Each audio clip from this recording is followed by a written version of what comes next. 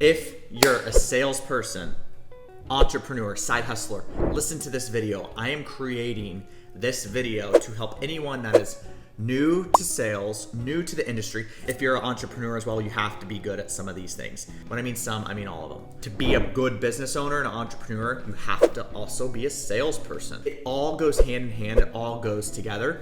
And I'm here to help you, especially if you're starting out. I'm gonna give you some simple techniques that can help you really focus on developing all of your skills. Talking about these skills that can help you make more money, change your life, give you more freedom, give you more work-life balance. But I'm also gonna tie in really awesome techniques for discipline, motivation, health and wellness, because it all goes hand in hand to help you have a high performance driven life. It all works together. Thanks for tuning in. Once again, smash that subscribe button. You can also check me on Instagram, and let's go ahead and get this going. So in this video, I'm gonna share 6 tips. Before I do that, I'm gonna tell you I'm really frustrated because I shot this content, it cut off my head. I can't get this tripod figured out. It took me hours to put together, but I'm telling you this because things don't go easy, and that is to be expected. So tip number 1 is in sales, you need to hear this. Things will go sideways. They are not going to go according to plan a lot of the times. That doesn't mean you stay away from the process. That doesn't mean you don't stick to it. That doesn't mean you give up. I'm telling you this so you know what the expectations are for sales, for starting a business, for converting customers. It's not easy. It doesn't go according to plan. With that said, there is a plan. You always have a plan. You always stick to the plan. There is always a sales process. I think with what just happened with me cutting off my head, I wouldn't have had as good content coming at you now because I'm really fired up over it. So number 1, don't expect things to go perfectly because they will not. And that is the beauty of sales. That's why salespeople, business owners make a lot of money. They get the rewards, but they also have to deal with that roller coasters. Trust me.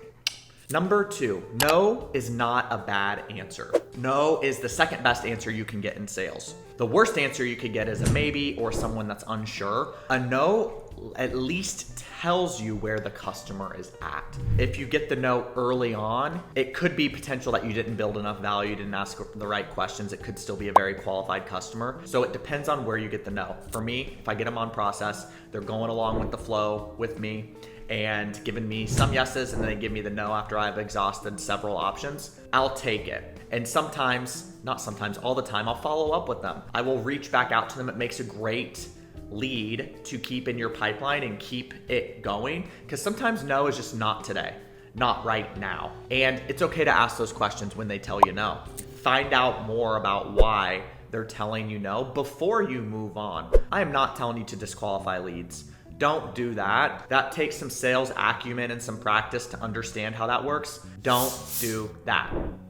Okay, so tip number 3. This is so common. I've been coaching salespeople for many, many years. I did it when I first started, and it's so easy to do. And sometimes I still do it. I just have to remind myself to shut up. So number 3 is you have to listen more than you talk. You have to listen to the person on the other end. It is so easy, and anyone can do it. They can come in and start talking about all this information. They can start talking about all of this knowledge about how this product is so amazing and how it can do ABC. But that's not gonna solve the customer's problem if you're not listening and asking questions and finding out what their problem is. So don't go in and just start pitching. You can't go in and just start talking about, oh my God, my course is amazing. Here's what it does. Here's what it does. Here's what it does. You want one? They're gonna say no, because you're not telling them how it can help them with their specific needs. You're just telling them about what your product does before you're qualifying them, before you're asking questions, before you're actually selling them on the value and connecting everything back to the customer and their needs. You're not finding out the specifics,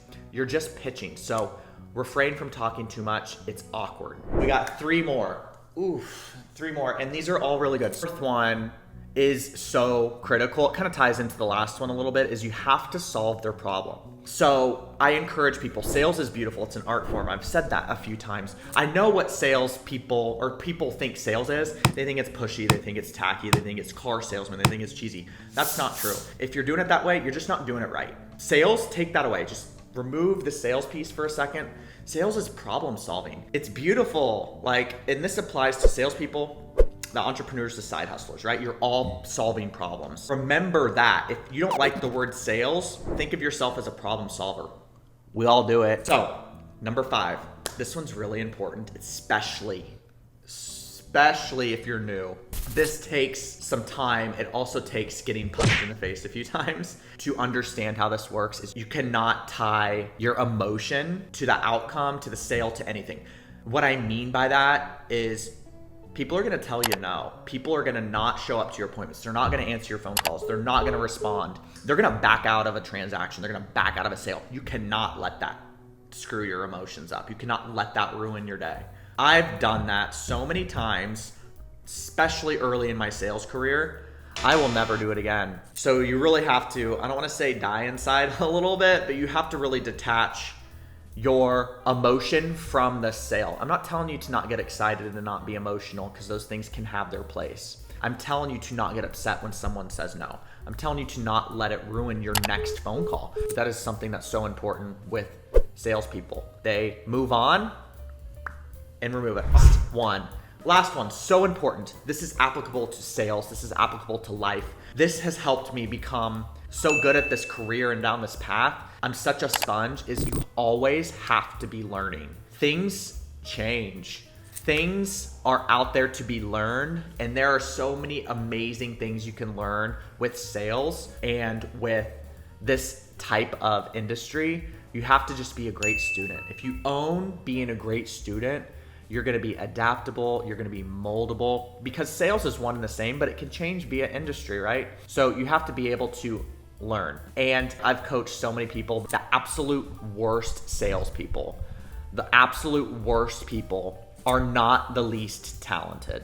The worst are the ones that are unwilling to do it differently or learn it a better way or take feedback or take criticism. That's the worst quality. The more you can learn, the better. Now, if you learn and you don't apply it, shame on you. But learning is key. Learning is key to growing and developing these skills. So those are my 6. Take some notes. Start with one of them at a time and start to perfect your skills, perfect your craft.